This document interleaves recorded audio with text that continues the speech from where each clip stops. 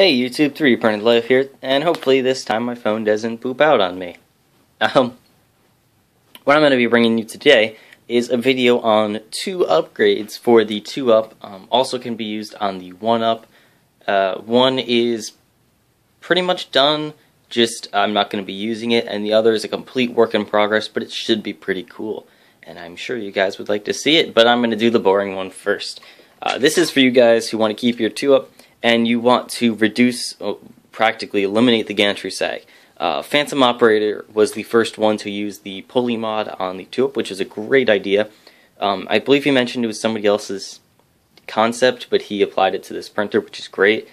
Basically runs a line from here around the top, down, and attaches to this side. So as this piece moves up, it pulls up on the rope, which in turn goes around the pulling, pulls down, which pulls up this side and keeps them both nice and level. Now his design is pretty good, but I didn't like it because you had to drill holes, and in case I didn't like it or whatever, I didn't want to have a bunch of holes in my top piece because I don't have access to a laser cutter powerful enough to cut this MDF. So I wanted to do a design that wouldn't require drilling any holes, but could be completely 3D printed and would work well.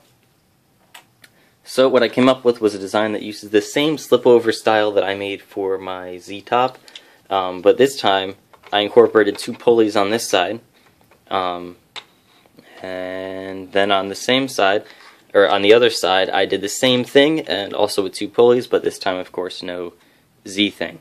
For down here, I made a little plate with the pulley, and it just goes through the same mounting screws as for the stepper motor. Now, for the stepper motor, this will require 2 10mm long M3 screws, which stock, it comes with our M8, so M10 or 10mm long are the most common, so they shouldn't be hard to find anywhere. And then for up here, you may find that your existing screws work, but you may find that you have to buy longer ones.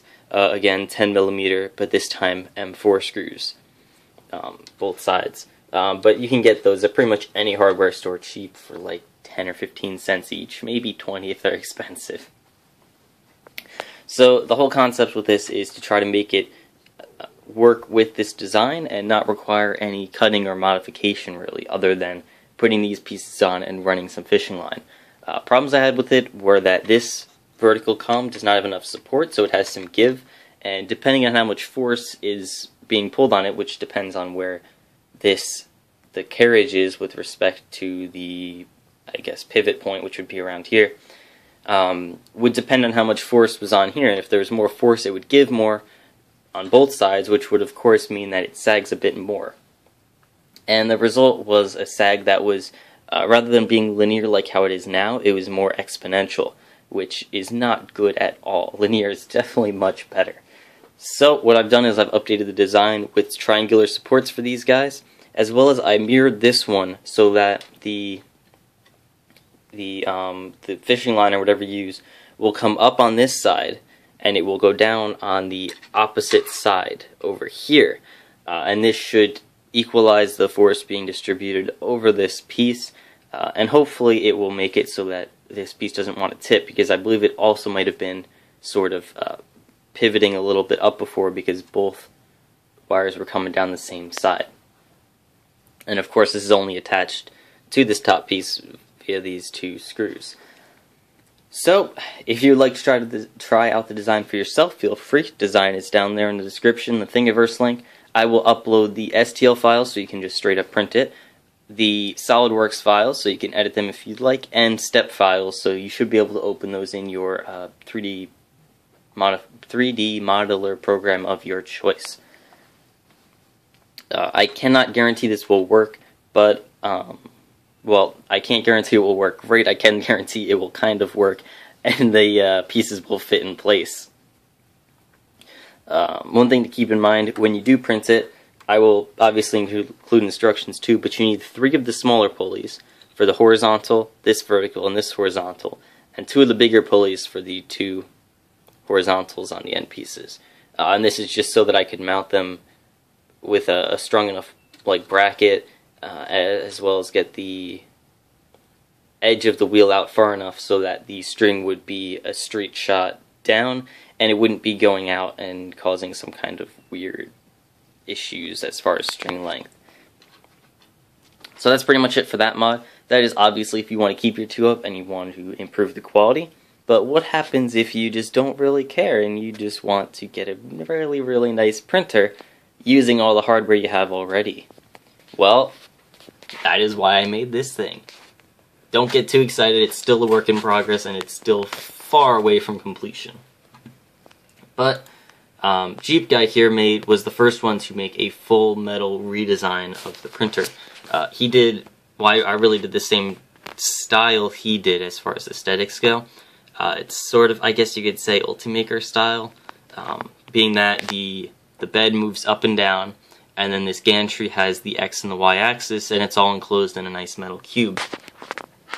However, the reason I didn't really want to do his was, first of all, the parts list was pretty long and kind of complicated, at least for my simple mind.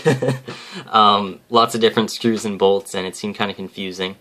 The price was a bit too high for me, and I didn't really like the design because of the protruding parts, especially over here. This whole piece is protruding out over here a little bit, and that motor is sticking off the side. Other than that, I thought it was really good. I definitely like the 3-point bed screw system, although that means you have to buy 2 more screws, which I don't like too much, especially because those flanged nuts cost $15 a piece, which is somewhat ridiculous, cubed, considering you make them, but what can you do? So, where did my mouse go? There it is. So, I went ahead and redesigned it. As you can tell, it is not done yet, not even close. Well, okay, I would say halfway done. But what I've got here is the framework for it. I'm still working on the Z-axis. I'm not sure if I want to go true Ultimaker style, which is just basically 1 Z-rod here and then 2 linear rods next to it, and a whole bracing system, which is exactly what the Ultimaker uses. And I mean, it's only 1 screw, but it obviously works considering that the Ultimaker is without a doubt the highest quality consumer 3D printer you can buy, at least under a few grand. So I might go with that, or I might go with actually a belt system and have it kind of have pulleys and wheels, and the whole belt just slide up and down using belts rather than screws, which that's the more expensive option, but it would probably work better. But I'm going to figure that out later. So what I've got now is I've got the X and the Y axis essentially done. I still have to change these brackets. So here you can see the full range of motion. It's about 220 by 205 millimeters build area, and the height, I have yet to figure out how high it will be able to go. I'm assuming it will be about 175, maybe only 150 though. I'm really not sure yet. But I'm going to try to squeeze every last millimeter out as I can, even though Z height isn't as important. But, you know, I will do my best. I went with an H-bot design rather than the traditional 2 separate axes, which basically means you have a stepper motor here, a stepper motor here, and then they're all connected via a pulley and a bunch of bearings. And these 2 motors control this position by all pulling on that 1 belt. So if like it wanted to move straight in this direction, the motors would turn in opposite directions, because that's just how it works. It's really strange, but at the same time it's really cool how it works. I'm going to run into the issue of how to flash the new firmware and where to get the new firmware from, but I'm hoping I will be able to figure that out relatively easily compared to the difficulty of building the printer itself. I also went with a more rigid design by incorporating 2 of these rings along the top, which sort of sandwich the whole XY drive mechanism, which should make this mechanism much more stable and much more resistant to flexing, which in the end will result in higher quality prints at higher speeds. And also the whole thing is tied together with a bunch of metal brackets from Misumi, as well as the extrusions are from Misumi. All these brackets are pretty much at every corner you can imagine. They're holding... Oh, let me just zoom in. They're holding every square together on the inside, and then they're also mounted to the vertical pieces. As you can see, like over here, it's mounted vertically as well as in the inside up here. This one's not mounted on the inside only because there's going to be a stepper there, but on the other side it probably will be. I'll just have to throw in 2 more. But I mean, I really like this design. I also did a completely new method. Actually, I don't know if it's new. I just made it up on my own to sort of clamp these bearings in place. I'm going to go now to a test 3D print I did. Essentially, it's 2 pieces. This is the main block. What's attached. This is all the 2 rods that go on the X-axis tray thing, I guess you could say. And in this is 4 slots, 2 on each side, as well as 4 holes and a little groove. And then there's this other piece. I stopped the print early just because I wanted to see if it would fit. I didn't really care that much. And the bearing slides in here. First of all, it's really tight in here. You can't get it out unless you pull it straight out. It's a nice tight fit. So that's going to be really secure. And then when you put it in here, you screw it down. The screws go through the holes into the nuts to make it an even more secure fit. And then it's got a tiny, tiny, tiny gap, which just means that all this pressure is going to be applied straight to the bearing and will keep it perfectly in place. If these bearings move like 1/100th of a millimeter while I'm printing, I would be astounded, because at least from this test piece, it's going to be ridiculously tight and ridiculously strong as far as how tight it holds the bearings in place, which is definitely a good thing as far as 3D printers go. The only other thing that I have to focus on as far as making the printer rigid would be where the rods go into these pieces. And what I'm thinking of doing is doing either a single set screw, probably on the bottom, or doing 3 set screws for each rod. And it would be the same sort of style. It would also have a nut going through it, but the screw would just go through the nut and then push on the rod on the inside there. It's kind of hard to explain, but I'm sure many of you get what I'm saying. It's sort of like just a set screw on a pulley designed to hold this rod in place. So yeah, lots of progress made, but still a lot of work to be done, especially with that Z-axis and figuring out how I'm going to flash the new firmware. Hopefully it's not too hard. And when I'm done with this, I will most likely be assembling this, because I don't know why I would put so much effort in and not actually build it. I hope to sell this as a full kit for your 2-up, where it's like literally you buy the kit. It would probably cost about $225 to $250, depending on how much all this stuff costs, shipping and printing the parts and whatnot. So you basically buy the kit. It's going to come with everything you see except for the stuff already on your 2-up. You're going to take all the parts off your 2-up. You're going to need the 6 of the bearings, all 6 rods if you have the 2-up. If you have the 1-up, just the 2 longest rods, and then you'll have to buy 4 more, or I'll include, I don't know how I'll do that yet.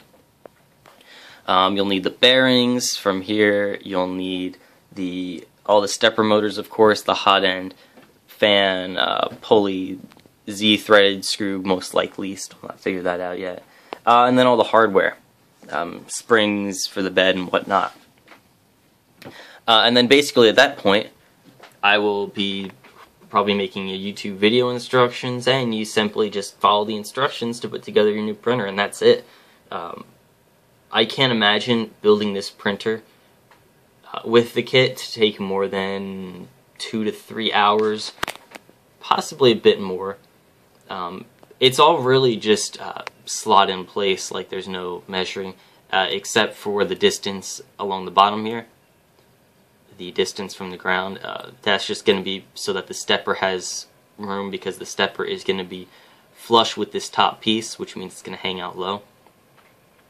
But really, everything up top here is going to be nice and set in place. There's going to be no wiggling, no guessing, no estimating where pieces should be. It's just you kind of slot it in place and you screw it down and it's good. So that's pretty much it for this. If you guys are interested in purchasing a kit when they become available, please send me a PM through YouTube, and I will put you on a makeshift wait list. The first people to contact me about it will be the first people I offer it to. You don't have to commit to it at the moment. Like I said, about $225 to $250. That's for a silver. If you want to do a black one, I could do a black one, but unfortunately, Misumi charges a whole ton more for black anodized pieces, and it will end up costing $75 more than what the base model will cost, I guess you could say. And that's for black extrusions and black brackets, and then I also can print everything in black too. So really everything's going to be black except for the rods and the motor and hardware and all that stuff. So that would be cool, but like I said, a ton of money and not really worth it in my opinion. So yeah, I'm going to stop blabbing. I hope you guys found this video very entertaining, and I hope you are looking forward to seeing this thing completed as much as I am. I am hoping to have the design finalized within a week, maybe 10 days. And at that point, I hope to start ordering parts and trying to put this thing together. So thank you all for watching. I hope you enjoyed. I'll see you later.